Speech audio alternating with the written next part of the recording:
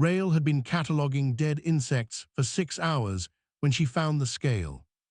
It was caught in the wire mesh of her collection tray, no bigger than her thumbnail, iridescent in a way that had no business existing in the scrubland basin of Survey Quadrant 11.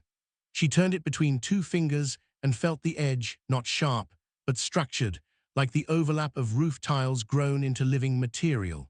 Whatever it had come from was not native to this world.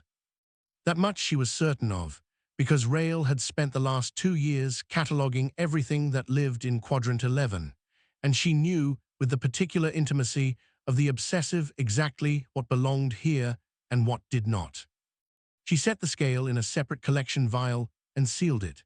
Her hands moved with the economy of someone who had long since learned to touch specimens without thinking. Her workstation was a folding table bolted to the interior wall of Survey Outpost 9, a prefabricated structure the size of a large garden shed, full of trays and labels and the particular smell of preservative chemicals that she no longer noticed. Outside, the basin stretched flat and pale in the evening light, cracked clay soil dotted with the low scrub grass that gave the region its only color, and above it the enormous sky of Marit IV, always slightly too purple for comfort, even after 2 years. Her assignment was entomological survey. She was the only person in Outpost 9, had been for 4 months since her rotation partner had been evacuated for a respiratory infection. The Colonial Development Authority had promised a replacement within 30 days. That had been 112 days ago. She was not angry about it.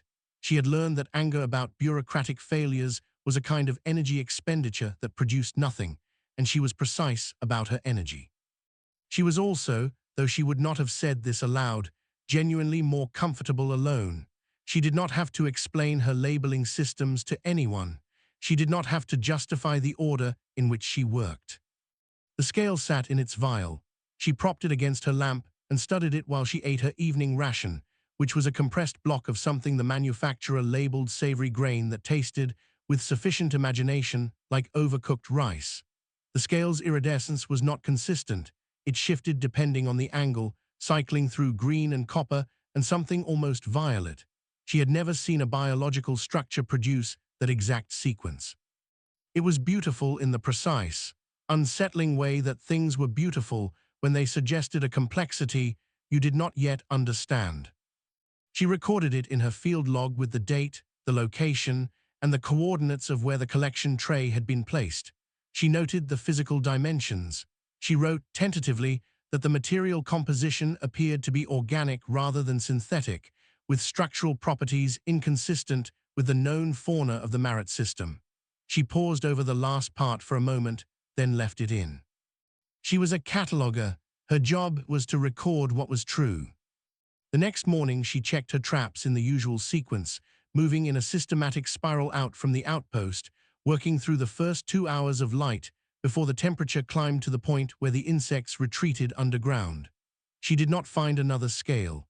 What she found instead, at the edge of her 3rd kilometer, was a depression in the clay that had not been there the previous day.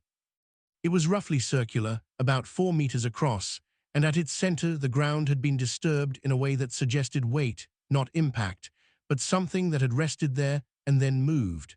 The clay at the edges of the depression was cracked in a radial pattern, and caught in one of the cracks were 3 more scales, these larger, the size of playing cards. She photographed everything before she touched anything. Then she crouched at the edge of the depression and looked at it for a long time without moving. There was no smell she could identify as unusual. The displaced clay was dry, suggesting the impression had been made sometime in the previous 24 hours. The radial cracking was consistent with a weight distributed across multiple points, feet, or something analogous to feet. Whatever had rested here had been large. She estimated the weight at several hundred kilograms based on the depth of the impression, though she was working outside her area of expertise and knew it. She collected the scales. She photographed the site from every angle. Then she walked back to the outpost and sent a standard anomaly report to the Colonial Development Authority's regional office, knowing it would be logged and queued behind approximately 400 other pending field reports, and that she would hear nothing for at least 2 weeks. She did not send an emergency signal. She turned the evidence over in her mind the way she turned specimens in her fingers, methodically, not jumping to conclusions. An anomalous impression did not constitute an emergency. She had no information suggesting danger. She had only information suggesting something unknown, and the unknown was the basic condition of survey work. That night she sat outside on the single step of the outpost's entrance and watched the sky. This was not unusual. She often did this in the evenings, not from sentimentality, but because the sky of Marat IV was legitimately interesting. The atmospheric particulates gave the stars a slight halo effect, and the satellite pattern was still unfamiliar enough after 2 years to be worth watching. She had a mug of hot water she was pretending was tea. The scrubland was quiet in the way it was always quiet, which was not silence, but rather a low continuous sound of insects and wind that registered below the threshold of attention. She was almost back inside when she saw something move at the edge of the scrub.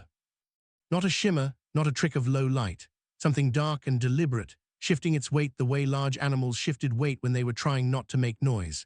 She went very still in the doorway. Her heart did what hearts do. She was not armed. Survey staff at non-hostile designation sites were not issued weapons, a policy she had never before had cause to question. She stood with one hand on the doorframe and watched the edge of the scrub and tried to measure what she was seeing. The shape was larger than anything catalogued in Quadrant 11. It was also, she realized as her eyes adjusted, not moving toward her. It was crouched low in the scrub about 40 meters out, and it was watching her with the same stillness she was watching it. She did not move inside. She stayed in the doorway. Her hand stayed on the frame.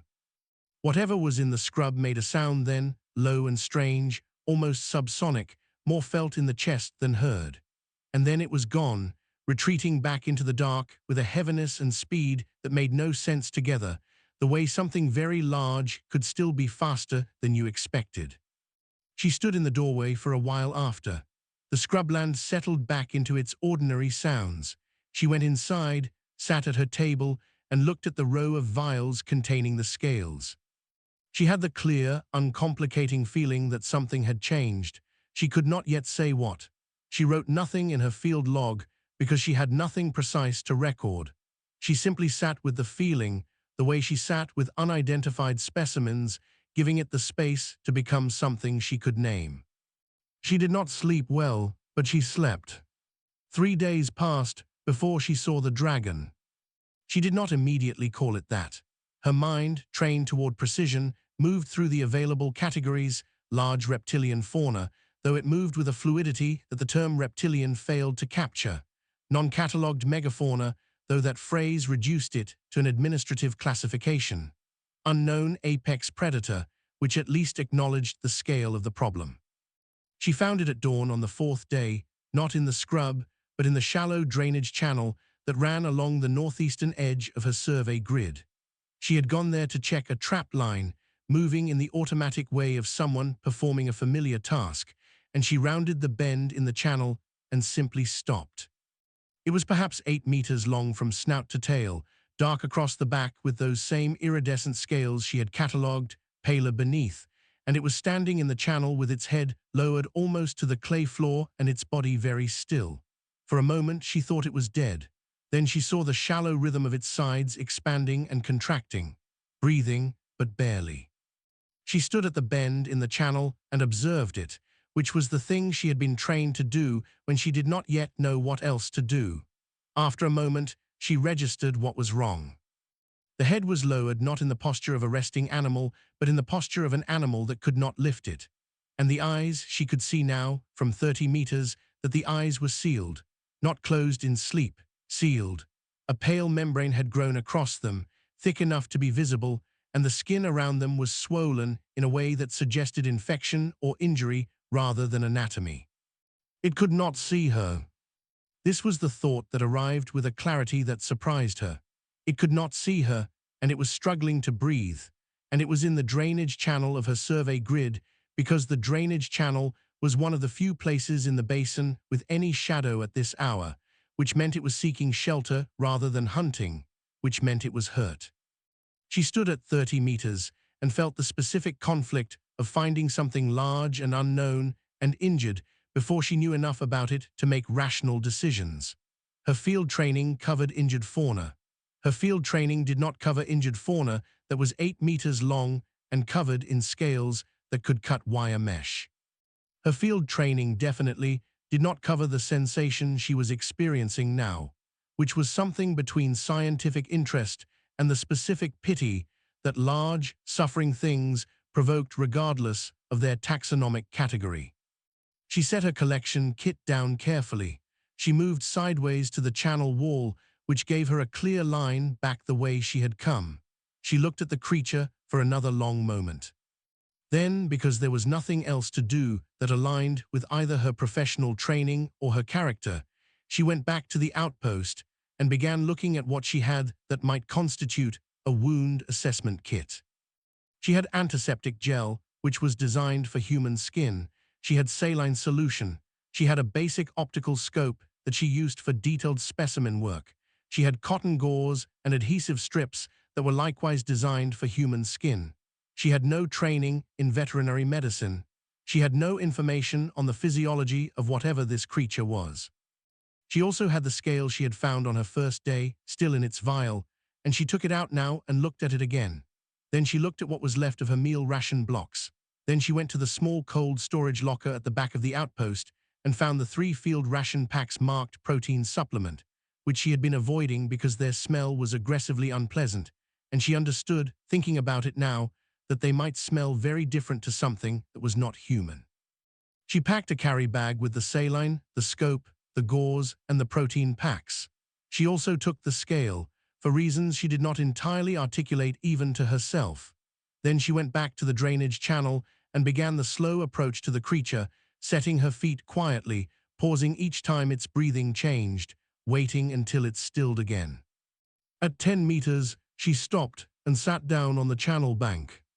She did not speak. She understood that whatever sensory information this creature was using to monitor its environment, it was not operating on human vocal frequencies as a primary channel. She simply sat. She opened one of the protein packs and set it on the ground in front of her, where the smell would carry toward the channel. The creature's breathing changed. A sound rose from somewhere deep in its chest, not the subsonic feeling she had experienced 4 nights ago, but something higher and more strained. Its head turned slightly in her direction. The sealed eyes did not open, but the nostrils at the end of its long snout widened, taking in information she could not see. It did not move toward her. It did not move away. After 20 minutes of this, she moved the protein pack 3 meters closer to it along the channel floor, then retreated to her original position. The creature's head followed the pack. Then it lowered all the way to the ground, and for a moment she thought it had lost consciousness, but then she realized it was reaching for the pack with its mouth, feeling for it blind, the way something acts when it is too weak to move its whole body. It found the pack and consumed it in 2 slow bites. She sat on the channel bank and watched this and did not allow herself to feel anything particular about it, because feeling things particular took her attention away from observation, and right now what the situation required was observation. She noted the color of its tongue. She noted the angle at which it held its head. She noted that the sealed eyes were more swollen on the left side than the right, and that when it turned its head, it favored the right, and that this suggested the left was more painful. She opened a second protein pack. She held it in her open hand and waited. This time the creature lifted its head. It turned toward her. The nostrils worked again, and then something happened that she had not predicted and for which she had no ready category. The creature made a sound that was not the low chest vibration and not the strained higher sound, but something between them, brief and structured, almost like a syllable. She sat very still. She held the protein pack in her open hand. After a long moment, it moved toward her. Slowly, heavily, the way something moved when movement cost a great deal. It crossed the remaining 6 meters of channel floor and lowered its head to her level, and she found herself looking at the sealed left eye from a distance of about half a meter, close enough to see the membrane clearly, close enough to understand that what was beneath it was not dead, but simply trapped. She did not flinch. She was not, she told herself, particularly brave. She was simply focused. Her attention was entirely on the eye. "I see it," she said, not because she thought the creature understood human language, but because sometimes she spoke her observations aloud as a way of processing them, a habit of solitary work. "You have something growing over the lens. I don't know if I can fix it, but I can look." The creature stayed absolutely still. She uncapped the saline. She brought the optical scope up to her eye with her other hand, and she began, with the careful, deliberate movements she used for any delicate specimen work, to examine the problem in front of her. Her name was Rael. She was a survey technician, grade 3, with no combat training, no medical certification beyond basic field first aid, and a performance review on file that noted her as competent, methodical, and poor at collaborative workflow. She was paid to count insects in one of the least strategically significant sectors of the Marit colonial expansion. She was, by every institutional metric available, among the least important people currently employed by the Colonial Development Authority. She held a bottle of saline solution close to the sealed eye of a creature whose species had no name in any human database, and she thought about how to be useful. The infection, if it was an infection, had built a layer of dried material across the eye surface. The membrane she had seen from a distance was not anatomical. It was accumulated debris, biological matter hardened into a seal. She had seen something loosely similar in desert insects after dust storms, where the delicate compound eyes became coated and the insect was functionally blinded until it could clean itself. This creature could not reach its own eyes. Its forelimbs ended in broad, scaled pads with thick individual digits, not built for the fine work of ocular cleaning. She tilted the saline bottle and let a small amount run along the edge of the sealed area. The creature went rigid, every muscle in its visible body locked simultaneously, and for a moment she was very aware of how large it was, of the fact that its nearest forelimb was close enough to end her field career and everything else permanently. She did not move, she said nothing, she waited. The rigidity passed. The creature exhaled in a long, slow release that she could feel as warmth against her hand. She applied more saline. It took 40 minutes. She worked in small increments, never rushing, pausing whenever she felt the creature tense, restarting when it relaxed. The hardened material softened slowly and began to separate from the eye surface. She used a corner of gauze to clear the loosened edges, never touching the eye itself, always working at the periphery. Her hand was very steady. It was one of the things she was good at, keeping her hands steady when it mattered, a quality that had made her a competent entomologist and that was serving an entirely different purpose now. When the left eye finally opened, she felt the shift before she saw it. Something in the creature's whole body changed register, a release of held tension that ran from its jaw all the way back along its spine. The eye that emerged was dark gold. The iris a deep amber ring around a vertical pupil that dilated slowly in the morning light, and it was very clearly capable of looking directly at her, which it immediately did. She did not look away. She understood that she was now visible to something that had not seen her before. She had no way of knowing what a dragon, she let herself use the word now, silently, because it was the closest thing her language had thought when it looked at a human for the first time. She had no way of knowing if the last 40 minutes had registered as assistance or simply as a thing that had happened to it. The amber eye regarded her. The pupil contracted, adjusted, contracted again. She held out the last protein pack. The creature took it without looking at it. The eye remained on her face. She should have been more afraid. She understood this in an abstract way. The rational assessment of her position, alone in a drainage channel with an 8-meter unknown creature at arm's length, no weapon, no backup, no way to signal in time to matter, should have produced a different emotional response than the one she was currently experiencing. What she was experiencing was something closer to the feeling of having successfully resolved a complex specimen identification, a quietness, a sense of having done the right sequence of things. "The right one next," she said, and began to work on the other eye. She did not learn until much later, months later, after the arrival of the delegation, after the verification accord and its careful translation work. that the creature whose eyes she had cleared in the drainage channel of Quadrant 11 was not simply a dragon but a nestling, not an infant, not quite, more analogous to a young adolescent, old enough to fly, not yet old enough to navigate alone.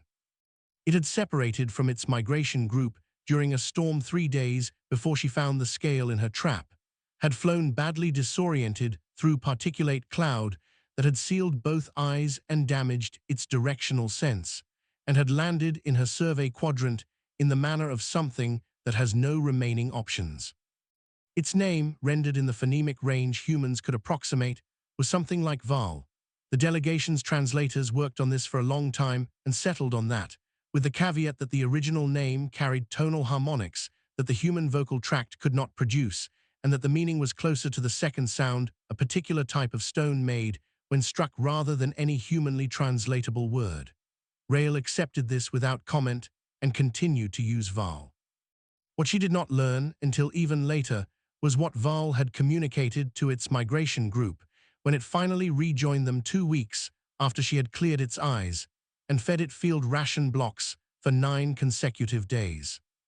She learned this from a secondary translation document that crossed her desk 14 months after the initial contact, buried in a stack of CDA administrative correspondence that she processed the same way she processed everything systematically without skipping items. The translation read, "There was a creature, small, soft, no scales, no talons, no fire. It came close when I was blind. It did not take advantage." She read this twice. Then she put it in the same file drawer where she kept the vial with the original scale, the one she had found in her trap on the first day, which she had never entered into the official survey catalogue because she had understood, without quite admitting it to herself, that it was not a specimen. This was all 4 months ago. Now the situation had become considerably more complicated. The Colonial Development Authority had established a formal contact protocol. There was a committee. There was a translation unit. There was a diplomatic framework that Rael had not been consulted in designing and that she had serious reservations about, primarily related to the fact that it seemed to have been written by people who had not spent any time in an 8-meter dragon's direct line of sight, and who therefore made certain assumptions about how negotiations proceeded when one party had the capacity to produce fire and the other did not. She was not on the committee. She was a Grade 3 survey technician. The committee was composed of Grade 7 administrators and a retired first contact specialist who had handled 2 previous contact events, neither of which involved species capable of flight at speeds that exceeded the regional transport capacity. She was, however, in the room. She was in the room because Val had refused to continue the negotiations without her. This had been communicated through the translators in terms that the committee found difficult to categorize, not a demand, not a request, but a statement of orientation, the way you might say that a river flows downhill. The translation team's best rendering was, "The one who stayed is the measure of the agreement." The committee had discussed this for 2 days, then they had sent for Rael. She was sitting in the back of the converted survey hangar that was serving as the negotiation space, which was the only structure in Quadrant 11 large enough to accommodate the 4 members of the Dragon Migration Group who had arrived with Val. She had her field notebook in her lap out of habit, though she had been told several times that official documentation was being handled by the committee's recorder. She was taking notes anyway, because that was what she did. Val was at the far end of the hangar, which had been arranged so that the dragons occupied one side and the human delegation occupied the other, with approximately 10 meters of open floor between them. The other 3 dragons were adults, significantly larger than Val, whose scales had shifted color slightly in the months since she had first seen them, deepening at the edges towards something closer to bronze. The committee chair was speaking through the translation interface, making the formal opening statement of the second session. Val's eyes moved to Rael. She gave a small nod, the same kind she had given to specimens when she was processing them, not meaningful in itself, just an acknowledgement of attention. But Val's breathing changed the way it had changed in the drainage channel, that long, slow exhalation that meant something was being released. The problem was the territory clause. The CDA framework proposed a boundary line that placed Survey Quadrant 11, along with Quadrants 9 and 12, within the colonial expansion zone, with guaranteed access provisions for the migration route, but with development authority ceded to human jurisdiction. The translation team had spent a week on the boundary clause specifically because the Dragon language did not contain a concept for legal authority over land. It had concepts for familiarity, for responsibility, for the relationship of a group to a place across time, and the clause kept sliding into meanings that the committee chair found satisfactory, but the translation team flagged as potentially inaccurate. Rael had read all of this in the briefing materials she had been given 2 days before the session. She had then walked out to the drainage channel, where she no longer went to check trap lines, but sometimes went for other reasons, and she had sat on the bank where she had first sat with a protein pack in her hand, and she had thought about what it meant to describe a relationship to a place in terms that had no equivalent in either language involved. She had written one note in her field notebook about this. The note said, "The clause as written tells them we will decide what the land is for." She had not shown this note to anyone. She was a grade 3 survey technician. It was not her clause. The committee chair finished the opening statement. One of the adult dragons responded, a long, layered sound that the translation interface rendered in real time as running text on the display screens mounted at each end of the hangar. The translation came through as a formal acknowledgement of the second session's beginning and a request for clarification on the phrase development authority, which the translation team had rendered as the right to change the land's nature, because there was no closer equivalent. The committee chair leaned to the deputy chair, and they conferred. Then he said that development authority meant the human government would be responsible for deciding what activities occurred within the zone, in consultation with the migration route provisions. The translation interface worked for a moment. The adult dragon was still. Then Val made a sound. It was not addressed to the human delegation. It was addressed to the adult dragons, a shorter, sharper sequence that the translation interface caught only partially, flagging the remainder as idiomatic content beyond current vocabulary. What it did render was a single phrase. "The small one who stayed knows the land here." Everyone looked at Rael.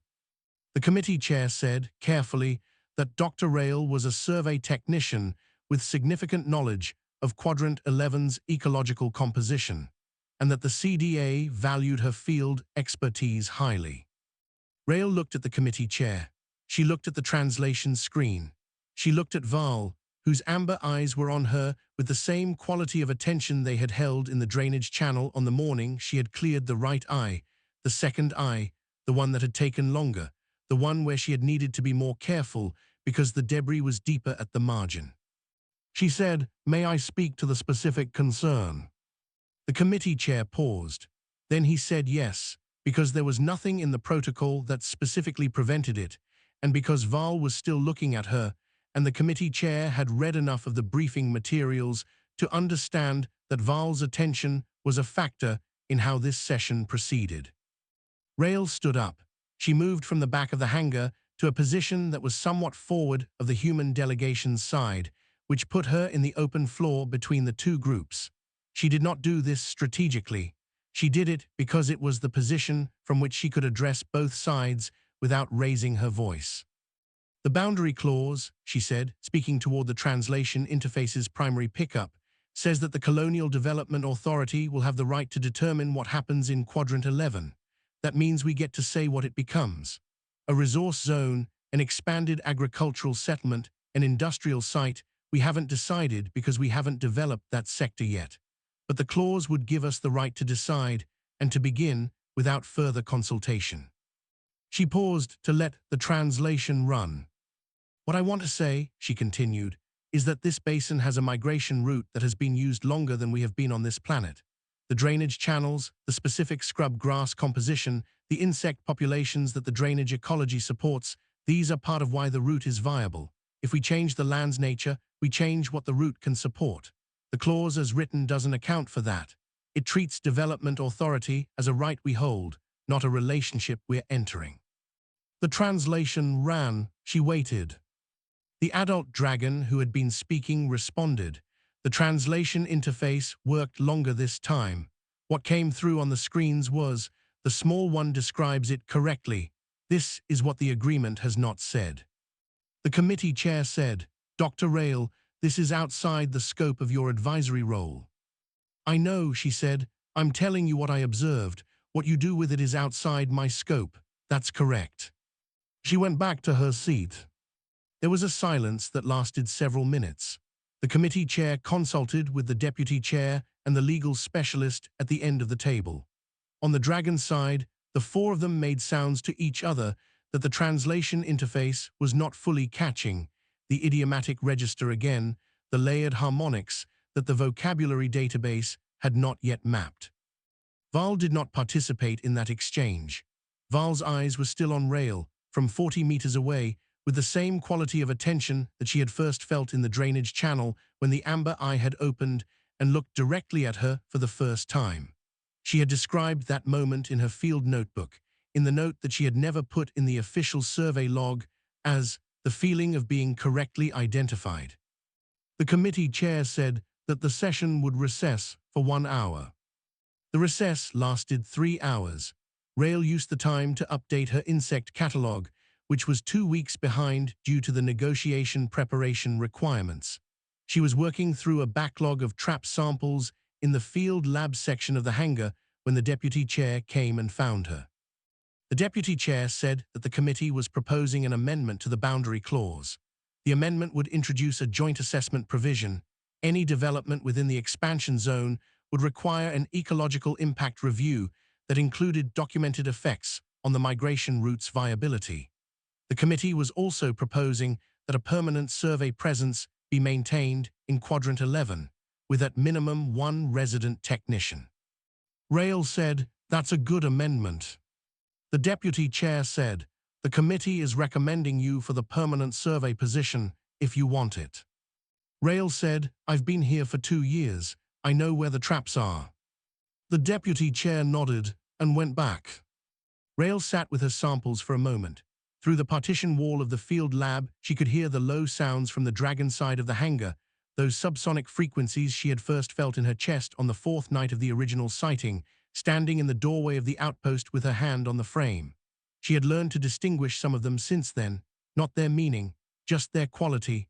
Rest sounds, she thought of them, the sounds of a group settling into patience. The session reconvened. The amended clause was presented through the translation interface. The adult dragons conferred. The lead adult made a response that the translation interface rendered as, "This describes a relationship rather than a right. We can agree to a relationship." The committee chair said the CDA accepted this framing. There were several more hours of process, specific provisions, specific terminology, the particular technical problem of mapping the migration route using both human cartographic systems and the dragon orientation method, which was based on magnetic field lines and atmospheric pressure differentials and did not correspond to coordinates in any obvious way. Rail sat in the back and took notes. She was not asked to speak again. She did not offer to. At the end of the session, when the formal exchange of agreement acknowledgements had been completed, a process that involved a specific harmonic from each dragon and a signature from each human committee member, and that the translation team noted was not equivalent to a signature, but was the closest available parallel, Val moved along the dragon side of the hangar to the position closest to where Rail was sitting. The committee was packing materials. The translation team was running system checks. The adult dragons were in low-frequency conversation that nobody else could clearly hear. Val lowered its head to the floor level, the same posture it had held in the drainage channel when it was working out whether she was a threat. The amber eyes were clear, both of them equally, with the slight difference in the left iris margin that you could see if you knew what to look for, a trace of the old debris boundary, very faint, a mark of where the seal had been. She leaned forward and opened her field notebook to the original entry, the date, the coordinates, the scale in the vial. She turned it so Val could see the page, though she did not know if the writing meant anything to a creature whose language was sound and magnetic sense and the quality of pressure in the air. Val made the sound that was between the chest vibration and the higher strained sound, the one that was almost a syllable. She had heard it once before in the drainage channel when she had held the protein pack in her open hand. She did not know what it meant. She had decided some time ago that this was acceptable. There was a great deal she did not know about this creature and would probably never know, and this was no different from the fundamental condition of any field work, that the thing you were studying was more complex than your instruments, and that the best you could do was record carefully and refuse to fill in the gaps with things you had not actually observed. What she had observed, beginning with a single scale caught in wire mesh, was this: a creature that was afraid had come close to something it did not understand, and neither of them had done the obvious thing. That seemed to her to be worth recording. She closed the notebook. Through the hangar's open end, the evening light of Marat IV was starting its purple turn, and the scrubland lay flat and pale in every direction, and somewhere in the drainage channel, the insects were beginning the low sound that was not silence, but that she no longer heard as noise. Val stayed at the floor level for another moment, watching her, the way things watched when they were storing information carefully. Then it lifted its head and turned back to the others, moving with that impossible combination of weight and lightness, the way large things moved when they had finally recovered what they had lost. Rael picked up her pen and wrote the day's date in her field notebook, followed by the coordinates and the time. Then she stopped, because she was not sure what notation to use for what she was recording, which was nothing she could put in an insect catalogue or an anomaly report or a formal survey log. She wrote Val present, eyes clear, both of them. Then she capped the pen and put the notebook away and went to see what still needed to be done.